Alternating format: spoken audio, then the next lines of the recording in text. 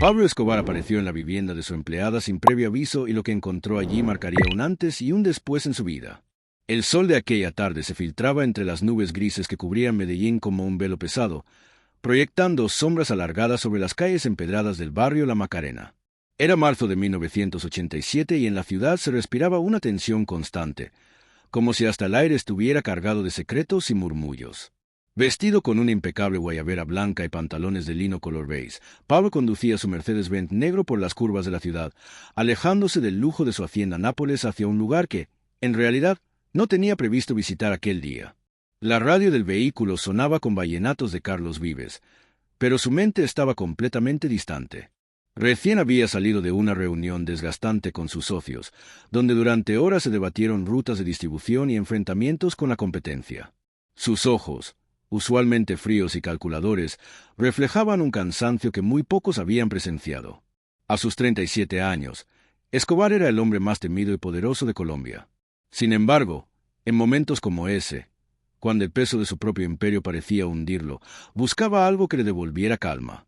Fue entonces cuando pensó en Esperanza.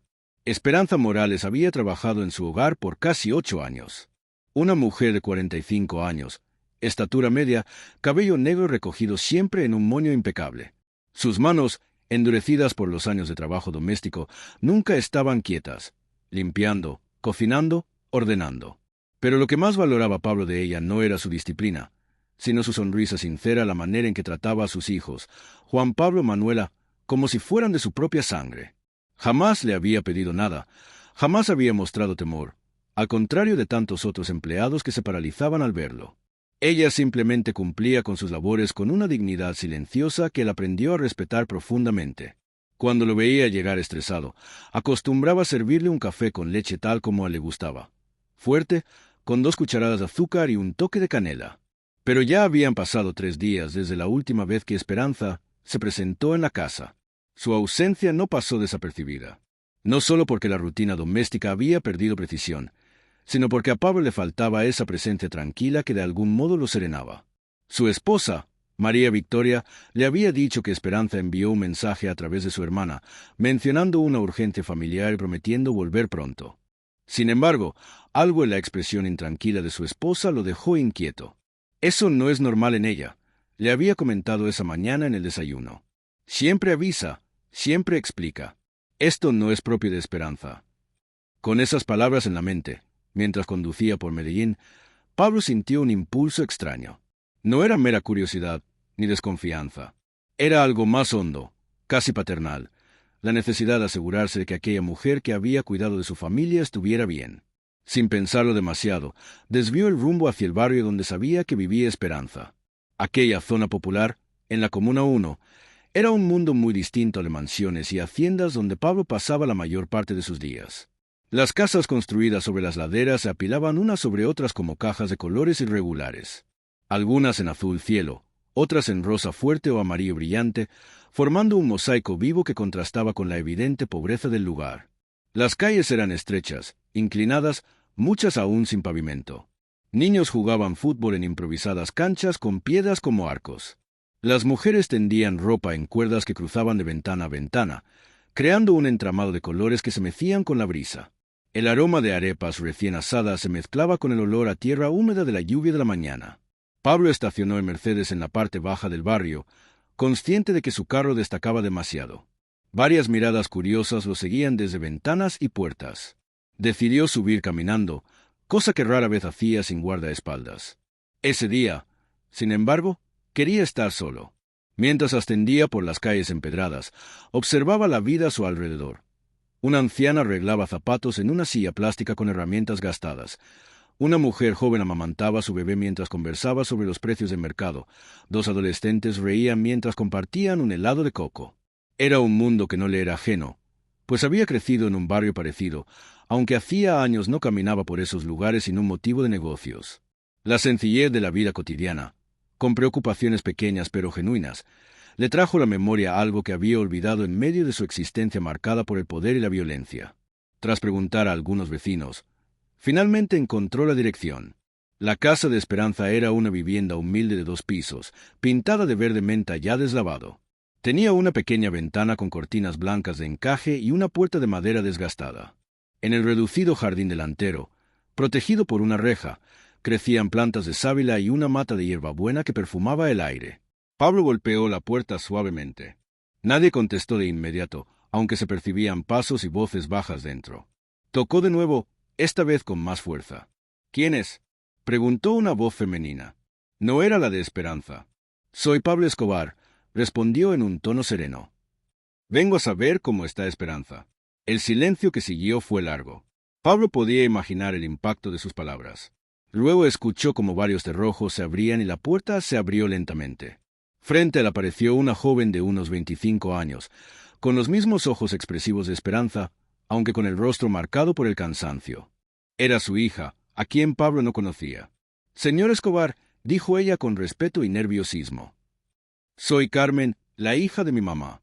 Ella está aquí. Pero su voz se quebró y las lágrimas llenaron sus ojos. Miró hacia adentro con desesperación, expresión que Pablo había visto antes en madres que lloraban a sus hijos desaparecidos. —¿Puedo entrar? —preguntó suavemente. Solo quiero asegurarme de que tu madre esté bien. Carmen vaciló, pero finalmente asintió. —Pase, señor. Pero le ruego paciencia con ella. No han sido días fáciles. La sala era pequeña, pero estaba limpia, con muebles sencillos y bien cuidados. Las paredes mostraban fotos familiares enmarcadas en madera, primeras comuniones, graduaciones, navidades. En un rincón había un altar con la Virgen del Carmen rodeada de velas y flores. Pero lo que más llamó su atención fue el silencio. Un silencio pesado, típico de una casa en crisis. Carmen lo condujo hasta una habitación en la parte trasera. —Mamá, ¿tienes visita? —dijo con suavidad. Pablo escuchó la voz conocida de Esperanza, pero sonaba débil, quebrada. —¿Quién es, hija? —preguntó desde dentro. —Es el señor Pablo. Vino a verla. Hubo una pausa y luego pasos lentos. Cuando Esperanza apareció en el marco de la puerta, Pablo sintió un golpe en el estómago. Aquella mujer siempre impecable, sonriente y fuerte, parecía haber envejecido 10 años en apenas 3 días. Su cabello estaba despeinado, sus ojos enrojecidos por el llanto, sus manos temblaban. —Señor Pablo —dijo intentando sonreír—, no esperaba que viniera hasta aquí. —Esperanza —respondió él, esta vez con genuina preocupación. —¿Qué ocurre? ¿Estás bien? Ella no pudo contenerse más. Las lágrimas corrieron por sus mejillas y Carmen corrió a abrazarla. —Mamá, tranquila, ya le contamos al señor Pablo. —¿Contarme qué? —preguntó él, sintiendo la tensión. Esperanza lo miró con un dolor profundo y apenas logró decir: —Es mi nieto, don Pablo. Mi Alejandro tiene 12 años, y se lo llevaron. Pablo sintió que el mundo se detenía. En su entorno, se lo llevaron, tenía un significado demasiado concreto y terrible. —¿Quién? —preguntó, aunque temía la respuesta. —No sabemos —contestó Carmen. Estaba jugando en la cancha, como siempre. Sus amigos dicen que 2 hombres en moto se lo llevaron. Algunos trabajaban bajo sus órdenes, otros intentaban competirle y los más ingenuos solo generaban desorden creyendo que así se volverían ricos y poderosos. —Quiero que averigües absolutamente todo sobre esa banda —ordenó Pablo. —Nombres, paraderos, contactos. —Sí, patrón. Esto será prioridad absoluta. —Dejo lo demás y me concentro en esto —respondió Popeye. Después de colgar, Pablo caminó hacia la cocina de la hacienda. Necesitaba un café, pero sobre todo necesitaba aclarar la mente. La cocina era amplia, pensada para servir banquetes a decenas de invitados, aunque a esa hora de la mañana estaba casi desierta. Solo estaba doña Carmen, la cocinera principal, preparando el desayuno. —Buenos días, don Pablo —lo saludó la mujer mayor, sorprendida de verlo despierto tan temprano. —Solo café, doña Carmen. —Y que esté fuerte. Mientras aguardaba, Pablo reflexionó sobre la paradoja que vivía. Él, que había edificado un imperio cimentado en la violencia y el terror, ahora recurría a ese mismo poder para socorrer a una familia indefensa. Era como si 2 mundos completamente distintos se hubieran estrellado dentro de su conciencia. El café estaba perfecto, justo como lo prefería. Sin embargo, al probarlo no pude evitar recordar que Esperanza solía añadirle un leve toque de canela que lo hacía especial. Ese detalle, aparentemente mínimo, hablaba del cariño y la dedicación con que ella realizaba todo. Entonces sonó el teléfono de la cocina. Era María Victoria, su esposa, llamando desde Medellín. Pablo, ¿dónde estás? Los niños preguntan por ti. ¿En la hacienda? Pero voy para allá en un rato. ¿Cómo están Juan Pablo y Manuela? Bien, aunque extrañan mucho a Esperanza. Ayer Manuela me preguntó por qué no vino a hacerle las trenzas como siempre. Una punzada atravesó el pecho de Pablo. Sus hijos también notaban la ausencia de Esperanza. Claro que ellos tenían la tranquilidad de saber que sus padres volverían a casa cada noche. Alejandro, en cambio, no contaba con esa seguridad. Diles que Esperanza volverá pronto, respondió Pablo. Y añadió, María Victoria, cuando regrese quiero que le aumentes el sueldo. Un aumento grande. Hubo un silencio breve al otro lado de la línea. Su esposa lo conocía demasiado bien. Sabía que algo había cambiado en él, pero no preguntó. Después de tantos años juntos, había aprendido que Pablo hablaría cuando lo creyera oportuno. Está bien, amor. Cuídate, dijo simplemente. Pablo terminó su café y regresó a su estudio. Aún tenía muchas llamadas pendientes, más piezas que mover en aquel tablero de ajedrez que era Medellín. Pero antes de continuar, se detuvo frente a un espejo colgado en la pared. El hombre que lo observaba desde el reflejo era Pablo Escobar, el rey de la cocaína, quien había desafiado al gobierno colombiano y había salido vencedor. Sin embargo, en su mirada había algo distinto, algo que no recordaba haber visto en mucho tiempo: vulnerabilidad. El teléfono volvió a sonar. Esta vez era Tyson, uno de sus contactos en las comunas del Oriente. Don Pablo, tengo información. Habla. Encontramos la moto. ¿Dónde? Abandonada en un terreno del barrio Manrique. Roja, tal como lo dijeron los testigos. Pero hay algo extraño. ¿Qué pasa? Las placas son falsas, aunque mi contacto en tránsito rastreó el número de serie del motor. Pertenece a una moto robada hace un mes en Envigado. Pablo lo registró mentalmente. Envigado, un municipio vecino, era conocido por ser zona de familias pudientes. El hecho de que los secuestradores usaran un vehículo robado allí sugería que no eran simples improvisados. ¿Algo más? Preguntó Pablo. Sí, patrón. Hablé con algunos habitantes de calle en la zona donde apareció la moto. Uno asegura haber visto a dos jóvenes cambiándose de ropa hace 4 días. Uno tenía una cicatriz en la cara, como dijeron los testigos. ¿A dónde fueron después? No lo sabe, pero afirma que subieron a un bus rumbo al centro de la ciudad. Pablo colgó y marcó de inmediato otro número. Esta vez era Otto, su enlace en el centro de Medellín. Otto, activa a toda tu gente. Estoy buscando a 2 muchachos, uno con una cicatriz en la mejilla izquierda. Pueden estarse moviendo en transporte público. ¿Qué hicieron, patrón? Se llevaron al nieto de Esperanza. Hubo silencio al otro lado de la línea. Otto conocía a Esperanza. Más de una vez lo había atendido en la casa de Pablo con respeto y sin miedo, sirviéndole café aunque su aspecto intimidara. ¿Entendido, don Pablo? Pondré a todos mis hombres en esto. Si están en el centro, los vamos a encontrar. Mientras Pablo seguía dando órdenes, el sol ascendía sobre Medellín y la ciudad comenzaba a agitarse. En las calles, decenas de hombres que respondían a él habían recibido el mismo encargo. Localizar a un niño de 12 años llamado Alejandro no era una misión común para la organización. Ellos solían ocuparse de rutas de narcotráfico, eliminación de rivales o custodia de cargamentos. Pero todos entendieron rápido, aquello era personal para el patrón. Y lo personal se convertía en prioridad absoluta. En un barrio popular, el Chopo coordinaba la búsqueda desde una pequeña tienda usada como base. Dividió la zona en sectores y asignó equipos a cada uno. No solo indagaban por Alejandro, también preguntaban por otros niños desaparecidos. Jefe, dijo Pecas, un joven de 20 años de su equipo, hablé con la familia del niño que se perdió la semana pasada. Les pidieron 5 millones de rescate. El Chopo frunció el ceño. ¿La misma cifra? Sí, y usaron las mismas amenazas, según la madre. Eso confirmaba lo que él ya intuía.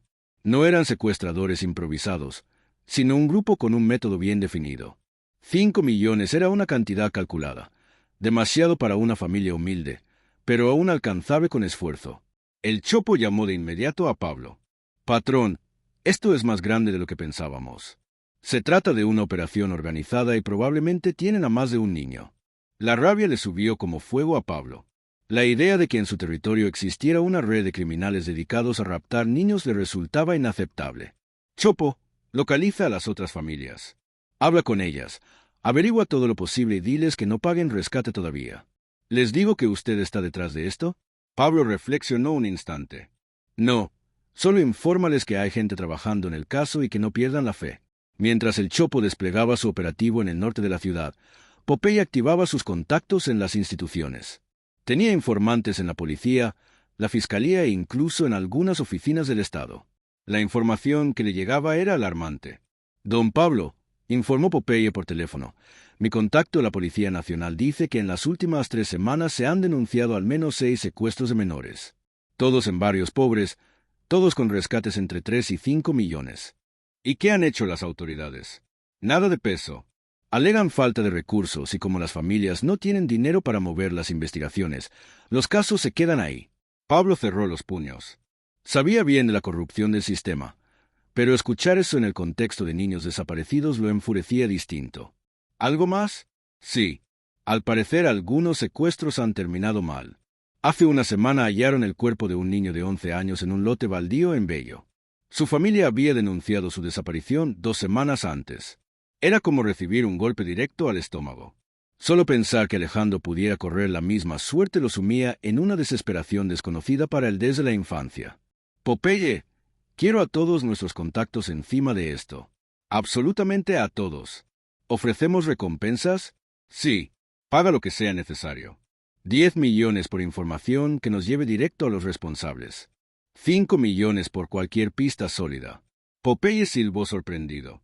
Esas cifras eran enormes, más de lo que muchos ganarían en toda una vida. ¿Entendido, don Pablo? Correré la voz. Mientras sus hombres se movían por la ciudad, Pablo decidió actuar de manera más directa. Fue a su garaje, donde tenía de todo, motocicletas, camionetas, hasta vehículos blindados. Escogió una Toyota sencilla, discreta para los barrios populares. Se quitó la guayabera de seda, se puso una camiseta simple, jeans y tenis. Quería mezclarse con la gente común. Su primera parada fue Manrique, el barrio donde apareció la moto abandonada. Era una zona trabajadora, con viviendas modestas y calles llenas de vida. Estacionó la camioneta y comenzó a caminar, observando todo. En una esquina encontró a unos hombres mayores jugando dominó bajo la sombra de un árbol de mango. Se acercó con naturalidad. «Buenos días», saludó. «¿Puedo hacerles una pregunta?» Ellos lo miraron con curiosidad, sin desconfianza. Pablo tenía esa capacidad de adaptarse a cualquier ambiente, un talento aprendido en su juventud callejera. «Claro, joven», respondió uno de ellos, un señor de bigote gris. «¿En qué lo ayudamos?» «Busco información sobre una moto roja que hallaron aquí hace unos días. Mi sobrino desapareció y creemos que podría estar relacionada». Los rostros de los hombres se pusieron serios. En esos barrios todos entendían el dolor de perder a alguien. «Sí», dijo otro. «La encontraron en el terreno de don Aurelio, detrás de la tienda de doña Marta». «¿Alguien vio algo cerca de la moto?» Los hombres se miraron entre sí. «Mi nieto dice que ese día vio a 2 tipos extraños por aquí. Uno tenía una cicatriz en la cara». El corazón de Pablo se aceleró. ¿Podría hablar con él? Kevin llamó al abuelo hacia una casa. Un muchacho de 16 años salió con camiseta de Nacional y gorra hacia atrás. «Kevin», dijo el abuelo, «este señor quiere preguntarte sobre esos tipos que viste». El joven lo observó con desconfianza. «¿Usted es policía?» «No. Soy familiar de uno de los niños desaparecidos. Solo quiere encontrarlo». Kevin asintió, comprendiendo de inmediato. «Sí, vi a 2 manes raros. Uno tenía una cicatriz que le atravesaba la mejilla, como de vidrio. ¿Algo más?» «Sí, hablaban distinto, como si no fueran de aquí. Sonaban como de Bogotá o de otra región». Eso encajaba. Si no eran locales, explicaba por qué sus contactos no habían detectado información de ellos. ¿Hacia dónde fueron? Subieron a un bus hacia el centro, el que para en la estación Caribe. Pablo agradeció a Kevin y se fue directo a esa estación, una de las más concurridas de Medellín. El lugar bullía de gente, trabajadores, estudiantes, vendedores ambulantes, familias enteras. Se acercó a unos conductores en descanso. «Disculpen, busco a 2 hombres que subieron aquí hace 4 días. Uno tenía una cicatriz en la cara». «Hermano, aquí sube muchísima gente». «Difícil recordar», respondió uno. Pablo sacó un fajo de billetes. «Mi familia ofrece recompensa por información». Eso cambió la actitud. Un conductor joven intervino. «¿Cuánto de recompensa?» 500.000 por datos útiles», respondió Pablo mostrándoles el dinero. Los ojos de los choferes se agrandaron. Era más que un sueldo mensual. Yo manejo la ruta al centro. Hace unos días subieron dos tipos que me llamaron la atención. Uno con cicatriz. Hablaban bajito, planeando algo. ¿Recuerda dónde bajaron? En el centro, cerca del Parque Berrío. Pero luego tomaron otro bus hacia el sur. Pablo le entregó los 500,000 y le dio su número. Si recuerdas algo más, aquí puedes llamarme. Habrá más dinero si la información sirve. De inmediato se dirigió al Parque Berrío, el corazón de Medellín, lleno de comercio, vendedores, oficinas y transporte. Al caminar por allí, reflexionó. Hacía años que no recorría esas calles como un ciudadano más. Su vida de lujos lo había desconectado de esa realidad, pero buscando a Alejandro redescubría el espíritu de la ciudad, la solidaridad ante el dolor de un niño desaparecido. Entonces sonó su teléfono. Era el Chopo. Patrón, tengo noticias fuertes. Dime, localizamos a una de las familias de los otros niños secuestrados. El niño se llama Sebastián, 13 años. La familia pagó el rescate hace 2 días. ¿Y? Preguntó Pablo, conteniendo la respiración. El niño no ha vuelto. Tomaron el dinero, pero no lo liberaron. La sangre de Pablo se heló. Se confirmaban sus peores temores. Los secuestradores no tenían intención alguna de devolver a los niños, sin importar que las familias pagaran el rescate o no. ¿Dónde vive esa familia? Preguntó Pablo. En el barrio 12 de octubre. La madre del niño está desesperada. Asegura que vendió hasta lo último que tenía para reunir el dinero. Voy para allá, respondió Pablo. Espérame en esa dirección. De inmediato cambió de rumbo y se dirigió hacia el barrio 12 de octubre. Durante el trayecto, su mente trabajaba sin descanso. Si los criminales no entregaban a los niños tras recibir el pago, solo podía significar 2 cosas. O los estaban vendiendo redes de trata, o los eliminaban para no dejar testigos. Cualquiera de las dos era inaceptable. Al llegar al sector, encontró al Chopo aguardando en una esquina. Juntos caminaron hasta la vivienda de la familia de Sebastián. La casa era humilde pero cuidada, similar a la de Esperanza, con señales claras de que allí habitaba gente trabajadora. La madre de Sebastián, Gloria, de unos 35 años, abrió la puerta. El dolor se reflejaba de inmediato en su mirada. ¿Ustedes son los que ayudan a buscar a los niños? Preguntó con voz temblorosa. Sí, señora, respondió el Chopo. Queremos hacerle unas preguntas sobre lo ocurrido con Sebastián. Gloria los invitó a pasar. El interior casi no tenía muebles. Era evidente que había vendido la mayoría de sus pertenencias para conseguir el dinero del rescate. Vendí todo, dijo con amargura, como si hubiera adivinado los pensamientos de Pablo. La nevera, el televisor, las joyas de mi mamá, absolutamente todo. Incluso pedí prestado a los vecinos. Así logré reunir los 5 millones que exigían. ¿Cómo fue la entrega? Preguntó Pablo. Me ordenaron dejar el dinero en una bolsa, debajo del puente de la Avenida Oriental, a las 10 de la noche. Dijeron que 2 horas después Sebastián aparecería en el parque del barrio. ¿Y qué sucedió? Gloria no pudo contenerse y rompió en llanto. Esperé toda la noche en el parque. Sebastián nunca llegó. Al día siguiente llamé al número que me habían dado, pero ya no contestaban.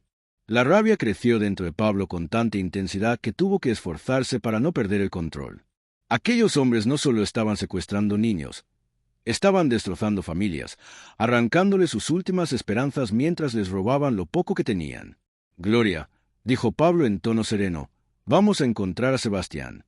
Y también hallaremos a los responsables de todo esto. Ella lo miró con una mezcla de angustia y un leve destello de esperanza. ¿Usted cree que mi hijo todavía está vivo? Pablo no podía garantizar lo que ignoraba, pero se podía prometer que haría todo lo que estuviera en sus manos. Haremos lo imposible para traerlo de regreso, respondió. Cuando salieron de aquella casa, Pablo estaba más decidido que nunca. Ya no se trataba únicamente de Alejandro, ahora se trataba de todos los niños atrapados en esa red criminal. Chopo, dijo mientras caminaban hacia sus vehículos, quiero que redobles la búsqueda y que contactes a todos nuestros aliados en otras ciudades. Si estos secuestradores no son de aquí, podrían estar moviéndose de un lugar a otro. ¿Entendido, patrón? ¿Algo más? Pablo se giró y observó nuevamente la vivienda de Gloria, donde una madre esperaba con desesperación el regreso de su hijo. Sí, llévale dinero a Gloria, lo suficiente para que recupere sus cosas y viva con dignidad mientras encontramos a Sebastián. El Chopo asintió sin cuestionar. Sabía que cuando el jefe convertía algo en personal, No existían límites para lo que estaba dispuesto a hacer. De regreso en su camioneta, sonó el teléfono. Era Otto, su contacto en el centro. Don Pablo, creo que tenemos algo. Habla. Uno de mis hombres encontró a un vendedor ambulante que asegura haber visto a dos sujetos con las características que usted describió. Estaban comprando comida hace 3 días y uno de ellos comentó algo sobre un depósito en el sur. El corazón de Pablo se aceleró. ¿Qué más dijo el vendedor? Que los hombres hablaban de mudarse pronto, que el negocio iba bien, pero necesitaban cambiar de lugar. Después los vio subir a un bus con destino a Itagüí. Pablo conocía muy bien ese municipio industrial al sur de Medellín, lleno de fábricas, bodegas y depósitos. Era el escondite perfecto para ocultar niños secuestrados. Otto, mueve todos tus contactos en Itagüí y busca a El Mugre, que activa a su gente del sur. ¿Entendido, patrón? Colgó y aceleró, rumbo a Itagüí. Sentía que estaban cada vez más cerca, aunque también sabía que el tiempo se agotaba. Si los criminales realmente planeaban trasladarse, podían desaparecer con los niños en cualquier momento. Al caer la tarde, Pablo llegó al municipio. Las fábricas encendían sus luces, el aire olía a metal y engranajes. Era un ambiente distinto a los barrios residenciales donde había comenzado la búsqueda. Estacionó en la zona industrial y llamó a El Mugre. «Necesito que revises todos los depósitos y bodegas abandonadas», ordenó. «Estoy buscando un grupo de secuestradores que podrían tener varios niños». «¿Cuántos hombres requiere, don Pablo?» «Todos los que tengas disponibles». «¿Y escucha, Mugre?» «Sí, patrón. Cuando los encontremos, quiero que dejen a algunos vivos. Necesito interrogarlos, saber si hay más niños retenidos en otros lugares». «¿Queda claro, don Pablo?» Mientras aguardaba a que el Mugre organizara a su gente, Pablo observaba el paisaje industrial. En algún rincón de ese laberinto de fábricas y depósitos estaban Alejandro y quizá otros pequeños, esperando ser rescatados. Pensó en Esperanza, probablemente rezando en casa por su nieto. Pensó en Gloria, que lo había perdido todo para salvar a Sebastián. Pensó en las demás familias, desconocidas, pero viviendo la misma pesadilla. Por primera vez en muchos años, Pablo Escobar no estaba peleando por dinero, territorio o poder. Luchaba por algo más profundo, devolverle la esperanza a familias que ya no tenían nada. El teléfono volvió a sonar. Era El Mugre. «Don Pablo, tengo 20 hombres listos. ¿Dónde nos reunimos?» «En la entrada principal del polígono industrial. Y lleva radios, Mugre. La noche será larga». Pablo encendió el motor de la camioneta. La búsqueda estaba a punto de intensificarse y tenía el presentimiento de que, antes del amanecer, todo cambiaría. Lo que aún ignoraba era que lo que descubrirían en los depósitos de Itagüí no solo alteraría el destino de Alejandro y de los demás niños, sino que también obligaría a confrontar verdades incómodas sobre su propio legado y el mundo que él mismo había ayudado a construir. La oscuridad cubría por completo Itagüí cuando Pablo se reunió con El Mugre y sus 20 hombres en la entrada del polígono industrial. Las farolas amarillentas proyectaban sombras alargadas sobre las estructuras metálicas, mientras el eco de la maquinaria lejana nunca cesaba. Era un lugar donde los gritos podían perderse entre el ruido, donde los secretos podían quedar ocultos tras muros de concreto y puertas de acero.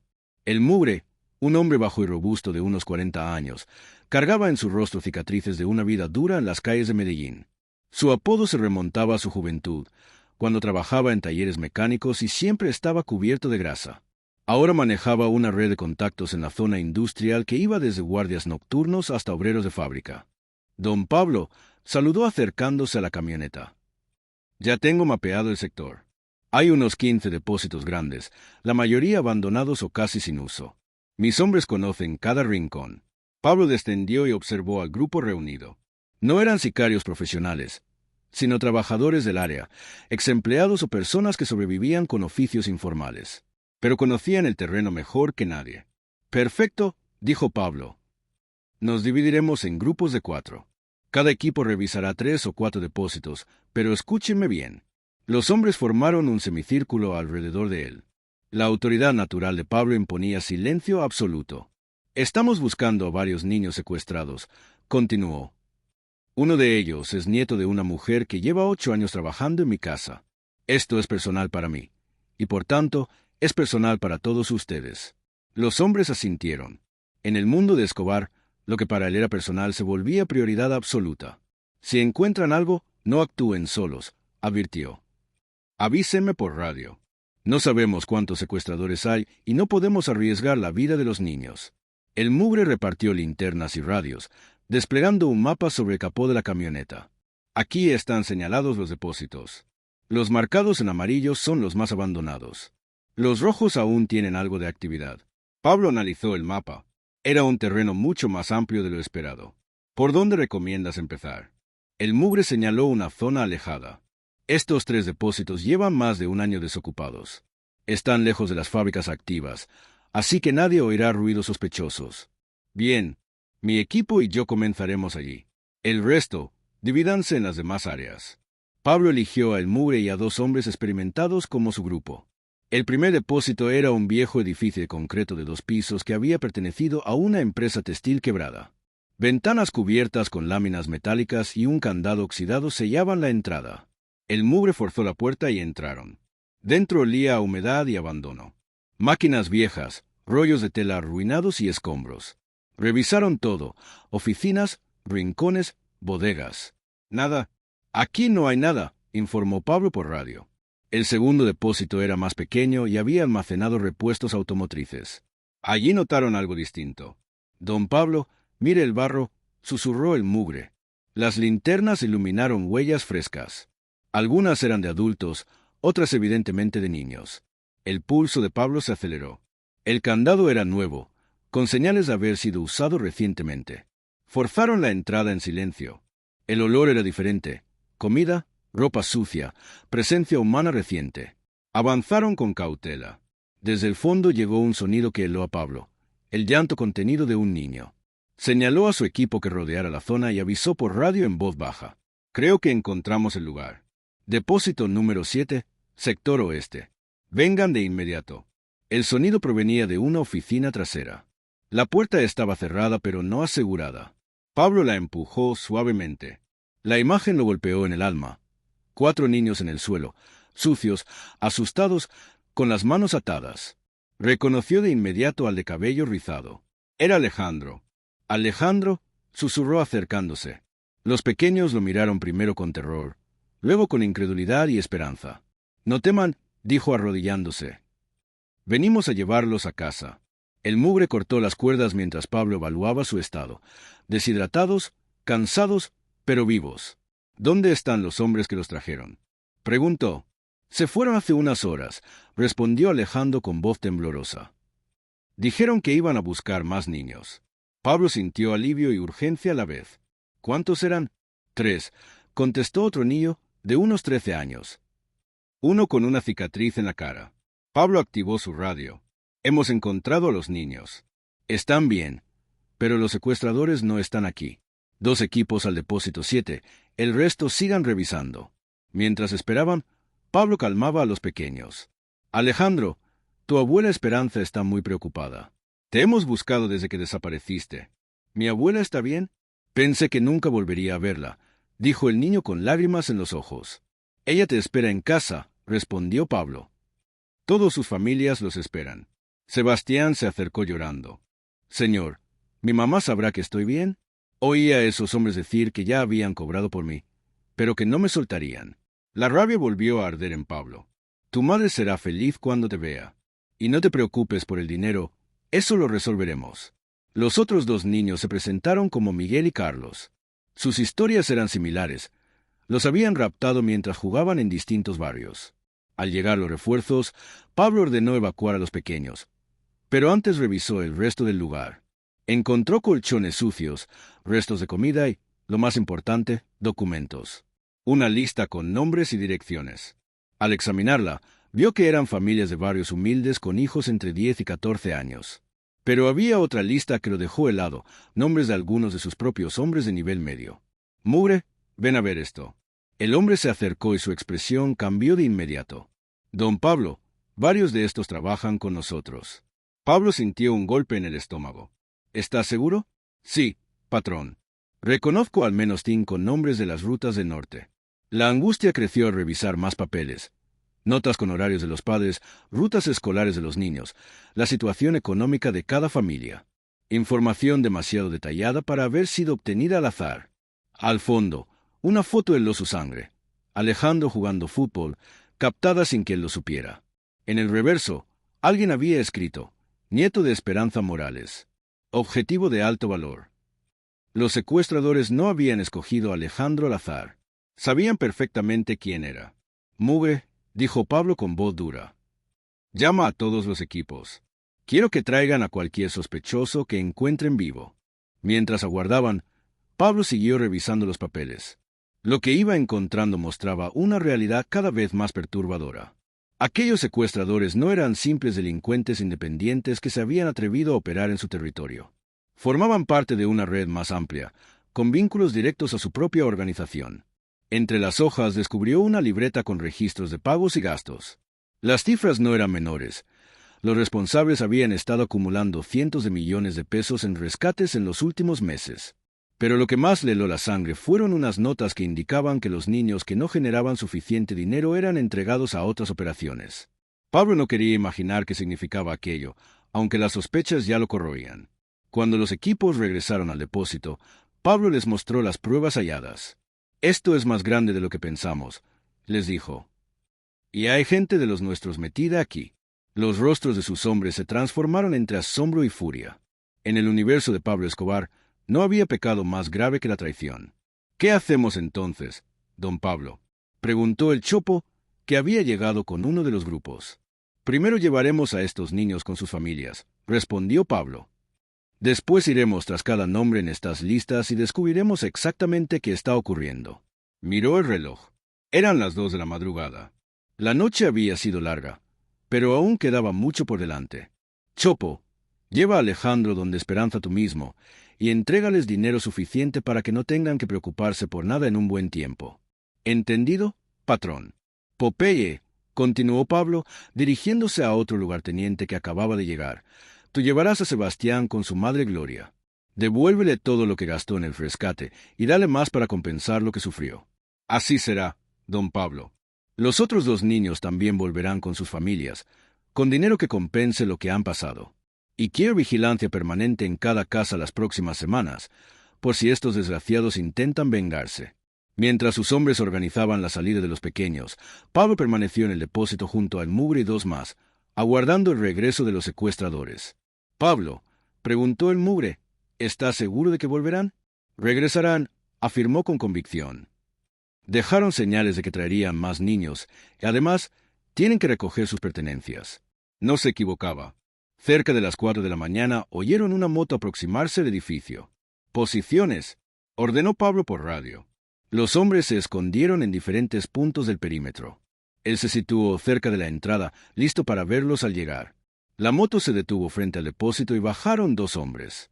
Uno tenía una cicatriz en la mejilla izquierda, justo como lo habían descrito los testigos. Se acercaron a la puerta conversando en voz baja. «¿Confirmaste que los mocosos seguían allí antes de irnos?», preguntó el que no tenía cicatriz. «Sí, todos estaban. Mañana temprano llamamos a las familias para el próximo pago», respondió el marcado en la cara. Una furia descomunal recorrió a Pablo, que tuvo que contenerse para no estallar. Aquellos sujetos hablaban de los niños como si fueran simples mercancías. Apenas entraron al depósito, Pablo y su gente los rodearon.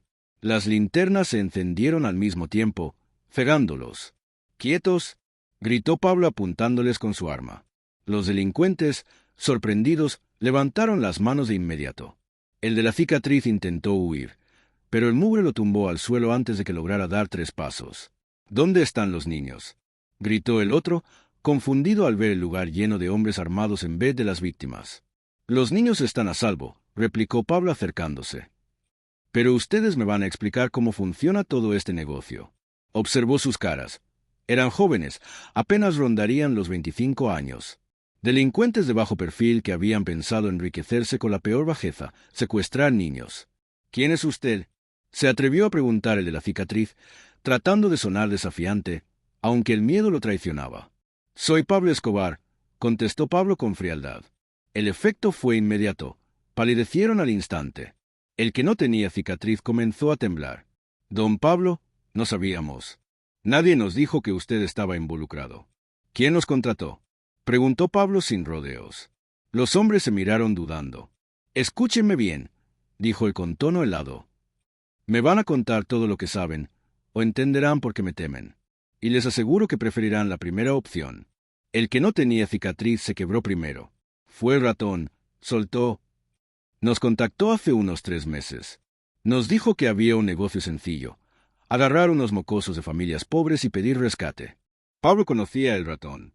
Era uno de sus distribuidores de confianza en el norte de Medellín. ¿Él les daba la información de las familias? Sí, tenía todas las listas. Sabía qué familias podían reunir dinero, qué niños tenían la edad adecuada, todo. ¿Y qué hacían con los pequeños después de cobrar? Los secuestradores se miraron con temor real en los ojos. Algunos los dejábamos libres y pagaban rápido, respondió el de la cicatriz. Pero el ratón dijo que, si se demoraban o los niños habían visto demasiado, había que deshacerse de ellos. La sangre de Pablo se heló. ¿Cuántos ha matado? Nosotros ninguno, se apresuró a decir el que no tenía cicatriz. Pero sabemos de otros grupos que sí. ¿Otros grupos? Sí. El ratón maneja 4 o 5 más en distintas zonas. Nosotros solo somos uno. Pablo comprendió que lo descubierto era apenas la punta del iceberg.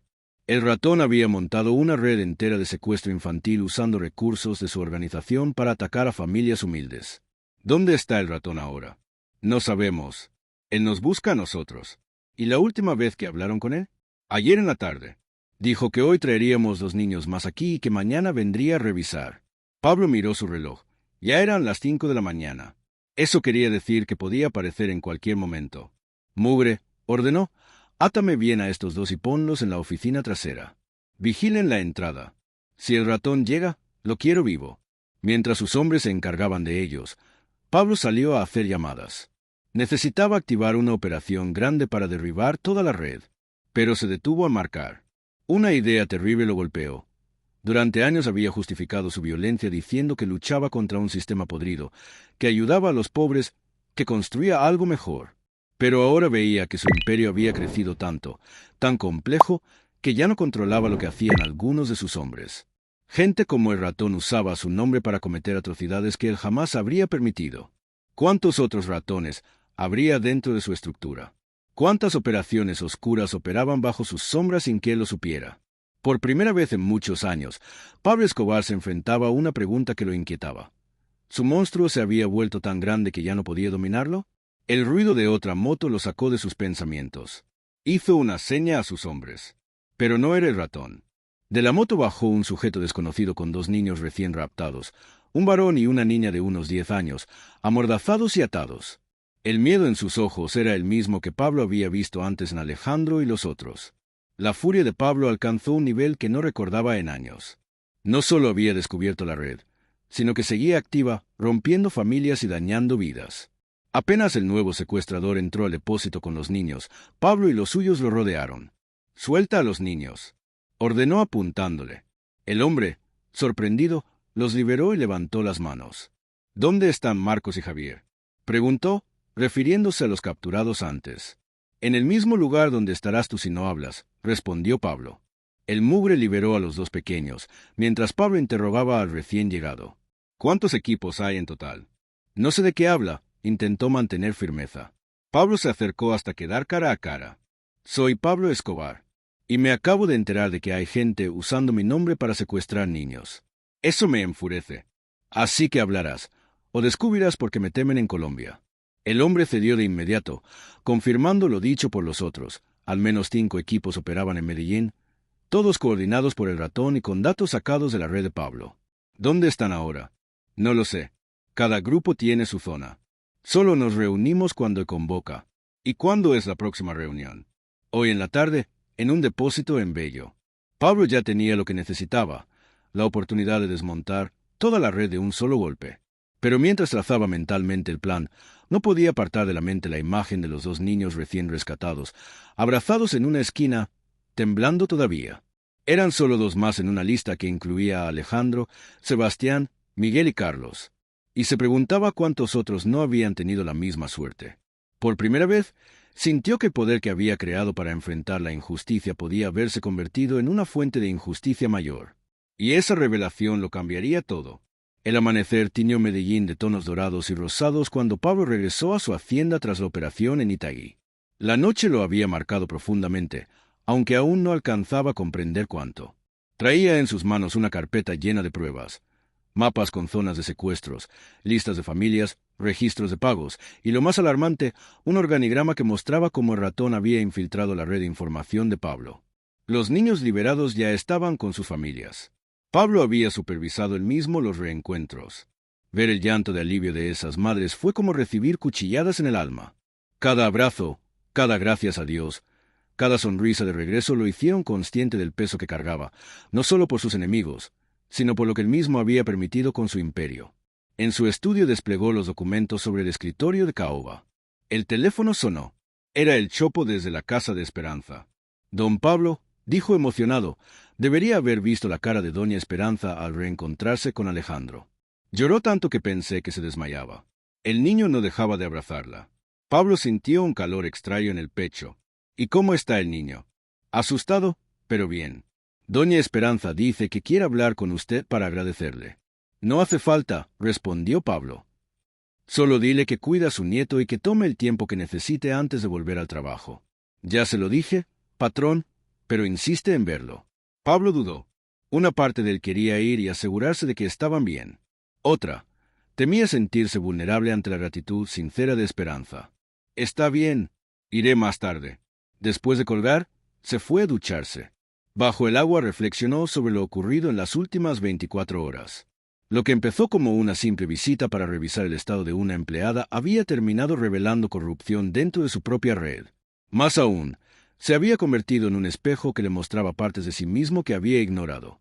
Siempre se había dicho que su violencia estaba justificada, que ayudaba a los pobres, que era un Robin Hood moderno. Pero ahora entendía que mientras con una mano construía escuelas, con la otra permitía que hombres como el ratón destruyeran familias. Su organización se había vuelto tan inmensa que había perdido control sobre lo que ocurría en sus entrañas. Al salir de la ducha se miró al espejo. El reflejo seguía siendo Pablo Escobar, pero en su mirada había algo nuevo, vulnerabilidad e incertidumbre. El celular sonó. Era Popeye desde la casa de Gloria, la madre de Sebastián. Don Pablo, la señora quiere decirle algo. ¿Qué es? Que usted no solo le devolvió a su hijo, dice que le devolvió la fe en que todavía existe gente buena. Pablo cerró los ojos. Aquellas palabras lo golpearon más fuerte que cualquier bala que hubiera esquivado en su vida. Papá, dijo después de unos segundos, quiero que pongas vigilancia discreta en las casas de todas las familias que logramos rescatar, por si a alguno de esos grupos de secuestradores se le ocurre buscar represalias. Eso ya está resuelto, patrón, respondieron. Además, tengo novedades sobre la reunión programada para esta tarde en Bello. Habla. Mis contactos confirmaron el sitio. Será en una bodega abandonada cerca de la estación del metro. El ratón estará allí con representantes de todas las células. Pablo sintió como la determinación se afianzaba dentro de su pecho. Perfecto. Vamos a cerrar este asunto de una vez por todas. Después de vestirse con ropa sencilla, jeans, camiseta blanca y tenis, emprendió rumbo hacia Medellín. Su primera escala sería la casa de Esperanza, pero antes tenía pendiente algo que había estado evitando: llamar a María Victoria para contarle lo que había descubierto. Mientras avanzaba por las carreteras curvas que unían su hacienda con la ciudad, Pablo marcó el número de su residencia en Medellín. María Victoria atendió de inmediato. ¿Cómo te fue anoche? ¿Encontraste a Alejandro? Sí, lo encontramos. Está bien, ya está con Esperanza. Gracias a Dios, suspiró ella. Los niños van a estar felices. Manuela preguntó por Alejandro toda la tarde. Un estremecimiento recorrió a Pablo al imaginar a su hija pequeña preocupándose por el nieto de Esperanza. María Victoria, hay algo más que necesito contarte. ¿Qué pasó? Entonces le relató todo. La existencia de la red de secuestros, la participación de miembros de su propia organización y la magnitud del problema que acababa de destapar. María Victoria lo escuchó en silencio, haciendo de vez en cuando preguntas para precisar algunos detalles. Esto es terrible, dijo al final. ¿Cuántos niños crees que han sido víctimas? No lo sé aún, contestó Pablo con sinceridad. Pero lo vamos a descubrir y nos vamos a encargar de que nunca vuelva a repetirse. ¿Y qué harás con la gente de tu organización que estuvo implicada? Esa pregunta lo había atormentado durante toda la noche. En su mundo, la traición solía pagarse con la muerte. Sin embargo, algo había cambiado en él durante las últimas horas. Voy a hacer justicia, respondió, pero no del modo en que lo habría hecho antes. María Victoria conocía lo suficiente a su marido como para entender que algo profundo se había transformado en él. Ten cuidado, le pidió con suavidad. Y Pablo, estoy orgullosa de lo que hiciste por esos niños. Cuando llegó al barrio humilde, encontró la casa de Esperanza abarrotada de vecinos. La noticia del regreso de Alejandro se había propagado rápido y toda la comunidad estaba de fiesta. Los niños jugaban en la calle, las mujeres preparaban comida para compartir, y los hombres comentaban en grupos lo afortunada que había sido la familia. Pablo estacionó su Mercedes a una cuadra y caminó hasta la vivienda. Al acercarse, alcanzó a escuchar risas y música vallenata que salía de la casa pintada de verde menta. Era el sonido de un barrio celebrando la vida, festejando el regreso de uno de sus pequeños. Cuando tocó la puerta, Carmen fue quien abrió. Sus ojos se llenaron de lágrimas apenas lo vio. «Señor Pablo», dijo con voz quebrada, «no sé cómo agradecerle lo que hizo por nosotros». «No tienes nada que agradecerme», respondió él con suavidad. «¿Cómo está tu mamá?» «Venga, se la muestro». Carmen lo guió hasta el patio trasero, donde Esperanza estaba sentada en una silla de plástico rodeada de vecinas, con Alejandro en brazos.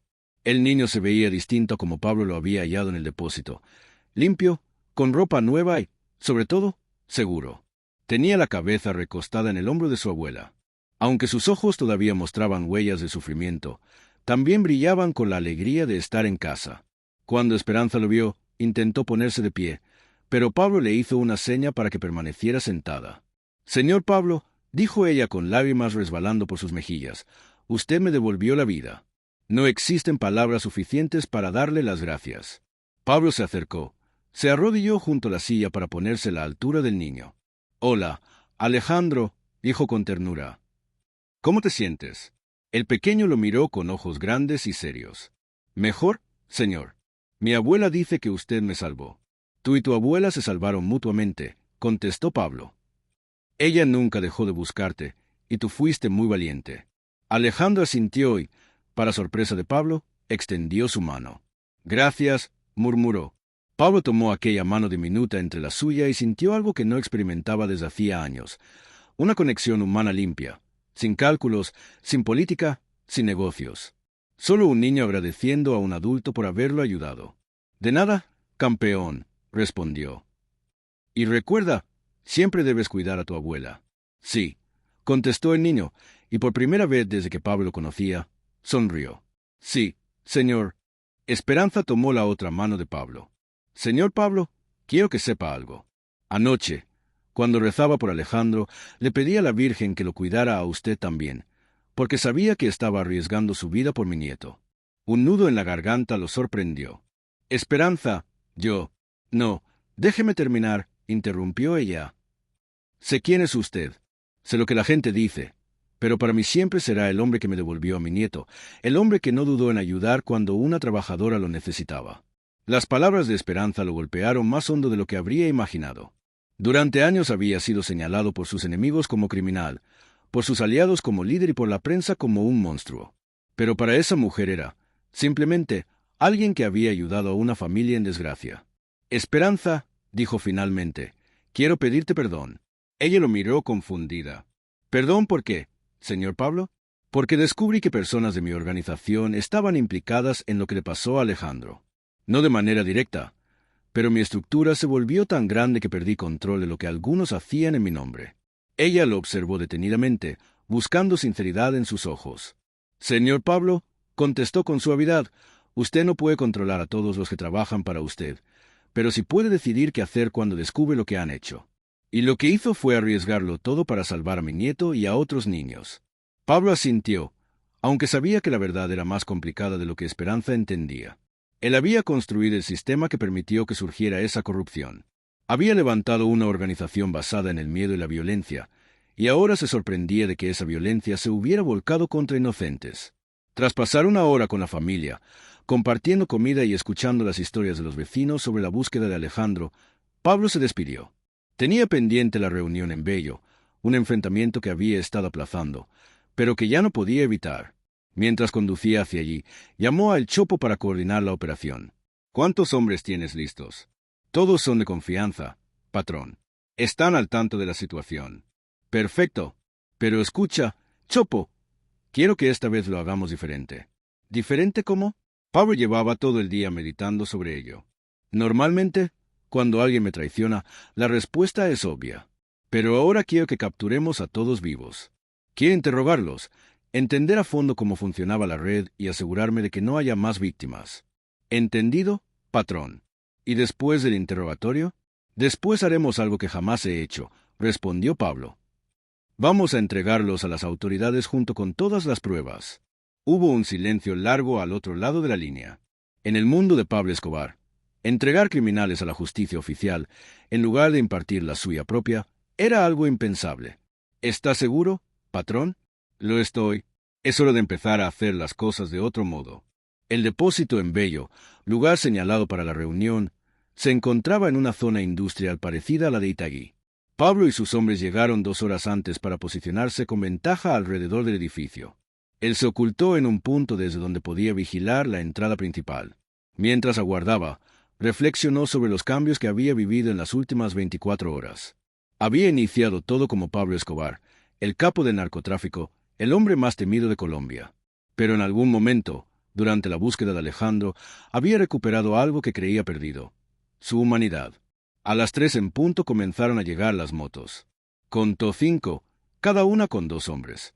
Los secuestradores se reunían afuera en pequeños grupos, hablando en voz baja y vigilando los alrededores. Finalmente apareció el vehículo que esperaba, una Toyota negra, de la cual descendió el ratón. Pablo lo conocía desde hacía 3 años. Su verdadero nombre era Miguel Ángel Rodríguez. Había empezado como un distribuidor menor en el norte de Medellín.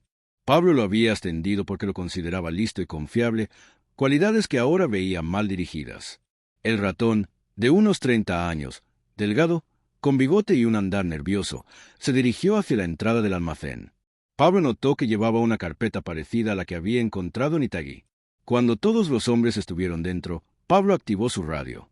Equipos, rodeen el edificio. Nadie entra ni sale.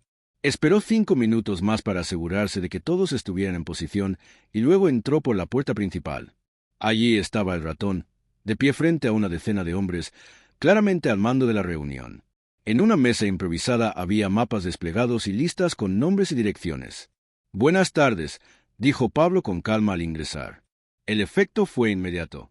Todos giraron hacia él y, al reconocerlo, se pusieron pálidos. Algunos intentaron escapar por las salidas traseras, pero se toparon con los hombres de Pablo que ya tenían rodeado el lugar. El ratón se quedó congelado, boquiabierto, incapaz de creer que Pablo hubiera irrumpido en su encuentro secreto. «Don Pablo, nosotros, esto no es lo que parece», balbuceó. «Ah, ¿no?», replicó Pablo, avanzando lentamente. «Porque a mí me luce como una reunión de secuestradores de niños que están usando mi nombre y mis recursos para su beneficio». Examinó los rostros presentes. Algunos lo reconocía como empleados de bajo nivel de su organización. Otros eran delincuentes improvisados reclutados por el ratón. «Todos al suelo», ordenó. Obedecieron de inmediato. Pablo se aproximó a la mesa y revisó los documentos. Lo que encontró confirmó sus peores sospechas. La operación era más amplia de lo que había pensado. Había listas con más de 50 familias señaladas, registros de secuestros exitosos, lo más escalofriante, un listado de bajas, niños asesinados cuando sus familias no pudieron pagar. «Ratón», dijo Pablo con voz gélida, «levántate». Miguel Ángel se incorporó despacio, visiblemente tembloroso. «¿Cuántos niños han matado?», preguntó Pablo directamente. «Don Pablo, yo puedo explicar». «¿Cuántos?», rugió Pablo, su voz retumbando en la bodega. «7», susurró el ratón. «Pero, don Pablo, tiene que entender, el negocio iba muy bien. Estábamos generando mucho dinero». La ira que sintió fue tan intensa que tuvo que contenerse para no sacar el arma en ese instante. «¿Dinero?», repitió con un tono peligrosamente bajo. «¿Asesinaste a 7 niños por dinero? Don Pablo, en este negocio siempre hay pérdidas. Usted lo sabe mejor que nadie». Pablo lo enfrentó cara a cara. «Escúchame bien. Yo jamás he autorizado que se haga daño a niños inocentes. Eso no es negocio. Eso es ser un monstruo». El ratón intentó retroceder, pero Pablo lo sujetó de la camisa. «¿Dónde están los cuerpos de esos niños?» Yo no sé exactamente». Pablo lo soltó con brusquedad y se volvió hacia los demás, que aún seguían en el suelo. «Todos ustedes me van a contar lo que saben sobre esta operación. Quiero los nombres de cada víctima, la ubicación de los cuerpos y los detalles de cada secuestro. Durante 2 horas, Pablo interrogó minuciosamente a cada miembro de la red. Lo que descubrió fue incluso peor. En los últimos 6 meses habían secuestrado a más de 30 niños. Algunos fueron liberados tras recibir el dinero. Otros terminaron vendidos a redes de trata, y 7 habían sido asesinados. Pero lo que más lo inquietó fue descubrir que el ratón había estado usando el nombre de Pablo como herramienta de intimidación contra las familias. Les aseguraba que, si no entregaban el dinero del rescate, sería el propio Escobar quien se encargaría de ellos. «¿Cómo te atreves?», gritó Pablo, furioso. «¿Cómo te atreves a usar mi nombre para asustar a familias inocentes?». «Don Pablo, pensé que usted estaría complacido», respondió el ratón con un tono desesperado. Estábamos ampliando el negocio, obteniendo más ingresos.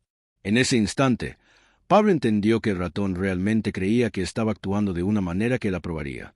Había construido un imperio en el que la violencia y el miedo se habían vuelto tan cotidianos, que algunos de sus subordinados veían normal que secuestrar niños fuese una simple extensión de sus actividades. «Chopo», llamó Pablo con firmeza, «reúne a todos los equipos. Quiero que busquen los cuerpos de esos 7 niños y que se pongan en contacto con las familias de los que sobrevivieron». «¿Para qué, patrón?». Pablo guardó silencio unos segundos antes de responder. «Para pedirles perdón y para reparar, en lo posible, lo que sufrieron». Mientras sus hombres se organizaban para recolectar más pruebas, Pablo quedó a solas con el ratón en una esquina de galpón. «Miguel Ángel», dijo, usando su verdadero nombre por primera vez en mucho tiempo. «¿Tienes hijos?».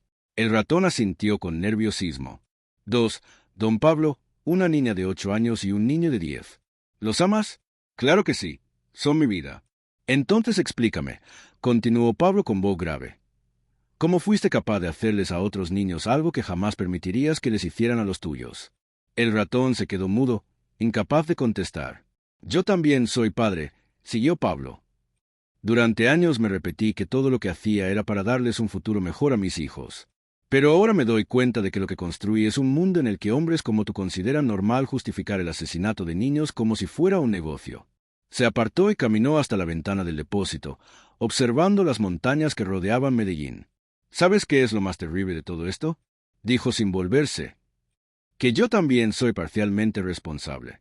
Fui yo quien creó una organización donde la violencia se normalizó, donde el miedo se convirtió en un método de trabajo, donde la vida humana se midió en ganancias y pérdidas».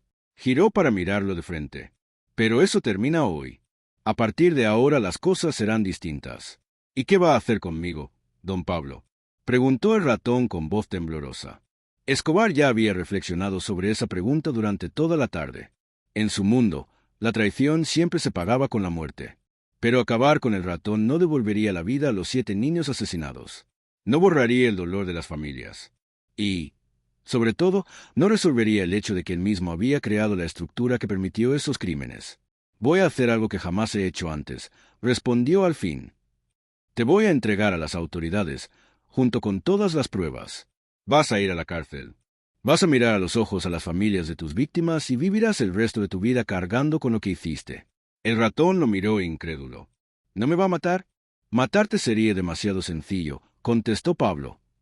«Pero vivir con lo que hiciste será mucho más duro». Esa misma noche, Pablo organizó una operación completa para desmantelar la red de secuestros. Todos los involucrados fueron capturados, las pruebas recolectadas y se estableció contacto con cada una de las familias afectadas. Sin embargo, Escobar sabía que aquello solo era el inicio. Se había dado cuenta de que su organización había crecido tanto y se había vuelto tan compleja que ya no tenía control total sobre muchas de sus actividades. ¿Cuántas otras redes estarían operando bajo su nombre? ¿Cuántas atrocidades más se habrían cometido en su territorio sin que él lo supiera? De regreso en su hacienda, entró a su despacho con una resolución renovada. Empezó a hacer llamadas. Pero no eran para coordinar cargamentos o eliminar rivales, sino para iniciar una auditoría completa de su propio imperio. «Popeye», ordenó cuando su lugarteniente contestó, «quiero reuniones con todos los jefes de zona. Todos, sin excepción. Y cada uno debe traer reportes detallados de lo que maneja». «¿Todos los reportes, patrón?». «Todos. Necesito saber qué está ocurriendo en cada rincón bajo nuestro control». Pablo pensó en Alejandro abrazando a su abuela, en Gloria sacrificando todo para salvar a su hijo, en los 7 niños que habían muerto por su falta de control. «Porque es hora de que asuma la responsabilidad real de lo que construye», concluyó. Durante las semanas siguientes, Escobar introdujo cambios radicales en su estructura. Impuso reglas estrictas que prohibían cualquier actividad contra niños, mujeres o familias inocentes. Creó un sistema de supervisión para asegurarse de que esas normas se cumplieran. Y, lo más importante, destinó parte de sus recursos a compensar a las víctimas de crímenes cometidos bajo su bandera. Pero la transformación más profunda fue personal. Pablo comenzó a visitar de manera constante los barrios populares de Medellín, no como el capo que hacía apariciones públicas, sino como un hombre que buscaba comprender las consecuencias reales de sus actos. Un mes después del rescate de Alejandro, estaba sentado en el patio de la casa de Esperanza, bebiendo café con canela mientras observaba al niño jugar fútbol en la calle con otros pequeños. Esperanza había retomado su empleo, pero su relación con Pablo era distinta. Ya no solo era una trabajadora. Se había convertido en consejera, en una voz de conciencia que le recordaba a diario la diferencia entre tener poder y saber usarlo. «Señor Pablo», dijo mientras servía más café, «¿puedo preguntarle algo?» «Claro». ¿Se arrepiente de lo que ha hecho en su vida? Era una pregunta que siempre había evitado, pero que sabía que tarde o temprano tendría que enfrentar. «Me arrepiento de muchas cosas», admitió, «pero más que nada de haber perdido de vista la razón por la que empecé todo esto». «¿Y por qué empezó?» Escobar miró hacia la calle, donde Alejandro reía persiguiendo el balón. «Comencé porque quería enfrentar un sistema injusto. Quería darle voz y fuerza a los de abajo, a la gente de los barrios. Pero en algún punto el poder se volvió un fin en sí mismo, y olvidé a quienes debía proteger». Esperanza asintió con serenidad. «Nunca es tarde para recordar». «¿Tú crees que una persona puede cambiar de verdad?», preguntó Pablo. «Yo creo que usted ya cambió», respondió ella. «El hombre que salvó a mi nieto no es el mismo del que hablan en las noticias». Por primera vez en muchos años, Pablo sintió esperanza. No la esperanza de ganar una guerra ni de derrotar a sus enemigos, sino la de convertirse en alguien mejor. «Esperanza», dijo con una leve sonrisa, «quiero pedirte un favor. Lo que necesite, don Pablo. Ayúdame a no olvidar. Si ves que me desvío, que el poder me ciega otra vez, recuérdamelo». «Eso sí puedo hacerlo», contestó ella. Al caer la tarde en Medellín, Pablo Escobar permanecía en el patio de una casa modesta, compartiendo café con una mujer que durante 8 años había trabajado para él, pero que recién ahora se había convertido en su maestra. Fue a esa vivienda para asegurarse de que estuvieran bien y encontró algo que le cambió la vida: la certeza de que el verdadero poder no está en inspirar miedo, sino en inspirar esperanza, que la riqueza no se mide en dinero o territorios, sino en las vidas que uno puede transformar, y que la grandeza no consiste en ser temido, sino en ser querido por aquellos a quienes se protege. Escobar seguía siendo el hombre más poderoso de Colombia, pero ahora entendía que ese poder llevaba consigo una responsabilidad que había ignorado demasiado tiempo. Y aunque sabía que no podría borrar todos sus errores, sí podía construir un futuro diferente. La historia de Alejandro había terminado bien, pero para Pablo era apenas el inicio de otra, la historia de un hombre que recuperó su humanidad cuando más lo necesitaba. Mientras caminaba hacia su coche esa noche, escuchó la risa de Alejandro desde la casa de Esperanza. Era el sonido de un niño que había sobrevivido al horror y había vuelto al calor de su familia. Y por primera vez en muchos años, Pablo Escobar sonrió de verdad, sabiendo que él había contribuido a que esa risa existiera.